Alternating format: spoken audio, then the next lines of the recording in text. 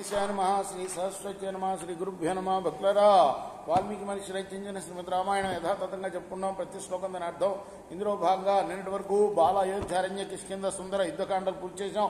ఉత్తరాఖండ్లో కూడా 37 సర్కలు పూర్తి చేసి 38వ సర్కలోని 20వ శ్లోకం వరకు చెప్పుకున్నాం. ఈ రోజున 21వ శ్లోకం నుండి కొనసాగిద్దాం.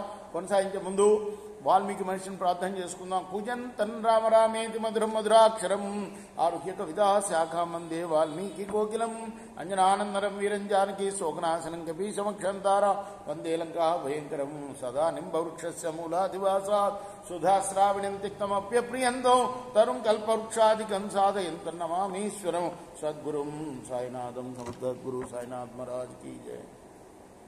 విసృజ్య తం కాశీపతిం 300 పృథివీపతిన్ ప్రహసన్ రాఘవో వాక్యం వాచమధురాక్షరం. రాముడు కాశీరాజును పంపిన తర్వాత 300 మంది రాజుల్ని కలుసుకొని నవ్వుచూ మధురైన మాటలతో ఇలా అన్నాడు. భవతాం ప్రీతిరవ్యగ్రహేశ పరిరక్షిత ధర్మస్య నీతో నిత్యం సత్యంచ భవతాం సదా.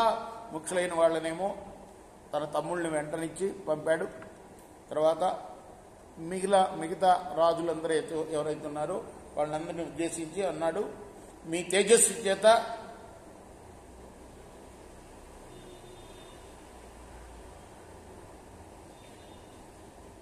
ఎట్టి ఒడిదుడుకులు లేకుండా ఈ రాజ్యం రక్షింపబడింది. సామంత రాజులు అనమాట వీళ్ళందరూ. అంటే ఇప్పటిదాకా భరతుడు పాదుకల్ని పెట్టుకొని ఆ రాముడి రాజ్యం నడిపించాడు కదా, వాళ్లతో అంటున్నాడు అన్నమాట, మీలో ధర్మం సత్యం స్థిరంగా ఉన్నాయి. యుష్మాకం చానుభావేనా తేజా చ మహాత్మనా మహతో దురాత్మ దుర్బుద్ధి రావణం రాక్షసాద మహాత్ములైన మీ ప్రభావం చేత తేజస్సు చేత దురాత్ముడు దుర్బుద్ధి గలవాడు రాక్షసాత్ముడు రాక్షస అధముడు అయిన రావణుడు చంపబడ్డాడు. తన పరాక్రమం చేత చంపబడ్డాడు అని చెప్పడం లేదు.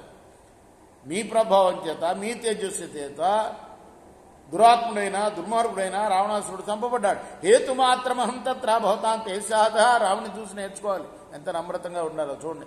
రావణ సగణో యుద్ధే సపుత్రామాచ్య బాంధవ. రావణుడు, వాడి సైన్యం, వాడి పుత్రులు, అమాచులు, బంధువులు యుద్ధంలో మీ తేజస్సు వల్లనే చంపబడ్డారు. నేను కేవలం నిమిత్త మాత్రుణ్ణి అంటున్నాడు. భవంతస్య సమానీత భరతేన మహాత్మన శ్రుత్వా జనక రాజస్య కనరాతనయాం వృతాం. అరణ్యం నుండి సీత అపహరింపబడినట్లు విని మహాత్ముడైన భరతుడు మిమ్మల్ని అందరినీ కూడా పిలిపించాడు. విద్యుక్తానాంచ సర్వేషాం పార్థివానాం మహాత్మనాం కాలోప్యతీత సుమాన్ గమనం రోచయామ్యత. యుద్ధోద్యుక్తులై మీరందరూ కూడాను యుద్ధానికి ఉద్యుక్తులయ్యారు, మీరందరూ వచ్చారు. కానీ రావణుడు జయింపబడ్డాడు కాబట్టి ఇక మీరందరూ కూడాను తిరిగి మీ రాజ్యాలకు వెళ్ళిపోండి అని చెప్పాడు. రేపు మనం 27వ శ్లోకంలో కొనసాగిద్దాం. కృష్ణార్పణమస్తు. సాయి కృష్ణార్పణమస్తు.